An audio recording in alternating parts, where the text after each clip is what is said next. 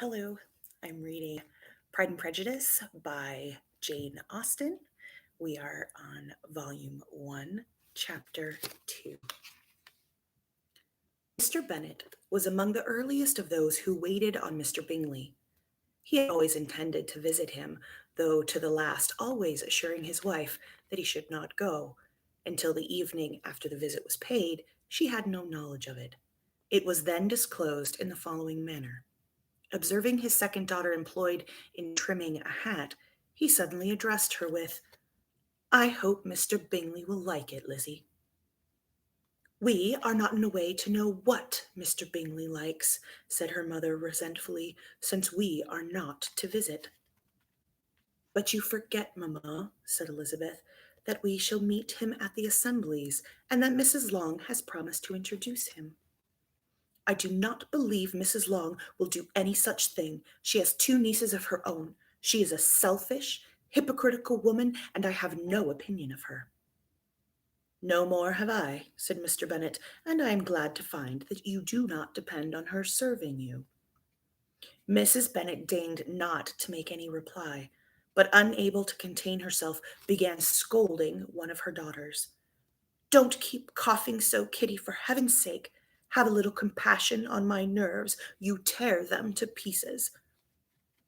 "Kitty has no discretion in her coughs," said her father. "She times them ill." "I do not cough for my own amusement," replied Kitty fretfully. "When is your next ball to be, Lizzie?" "Tomorrow fortnight." "Ay, so it is," cried her mother, "and Mrs. Long does not come back till the day before, so it will be impossible for her to introduce him, for she will not know him herself." "Then, my dear, you may have the advantage of your friend and introduce Mr. Bingley to her." "Impossible, Mr. Bennet, impossible. When I am not acquainted with him myself, how can you be so teasing?"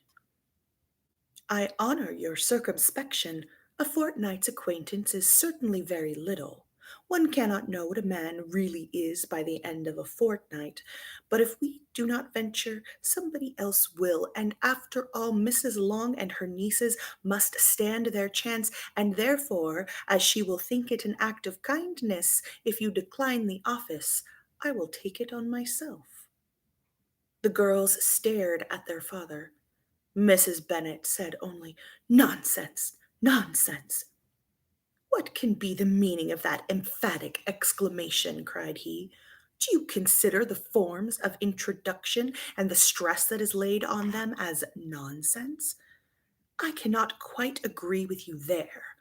What say you, Mary?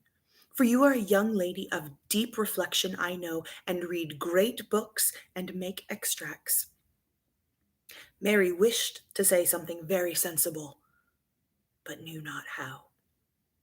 "While Mary is adjusting her ideas," he continued, "let us return to Mr. Bingley." "I am sick of Mr. Bingley," cried his wife. "I'm sorry to hear that. But why did you not tell me so before? If I had known as much this morning, I certainly would not have called on him.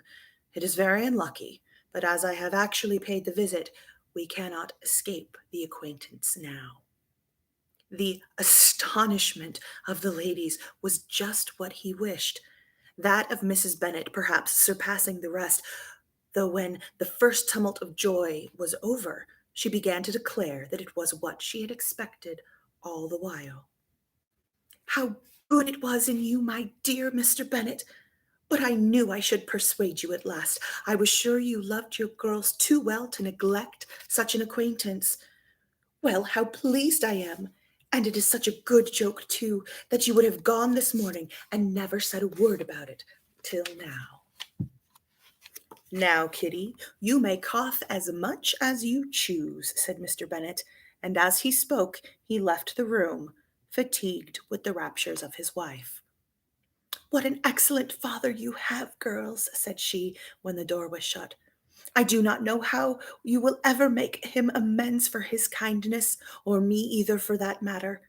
At our time of life, it is not so pleasant, I can tell you, to be making new acquaintances every day, but for your sakes we would do anything.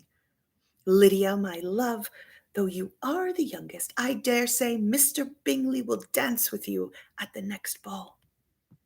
Oh, said Lydia stoutly, I'm not afraid, for though I am the youngest, I'm the tallest. The rest of the evening was spent in conjecturing how soon he would return Mr. Bennet's visit, and determining when they should ask him to dinner. And that is the end of chapter 2. Chapter 3 will come along shortly. Bye.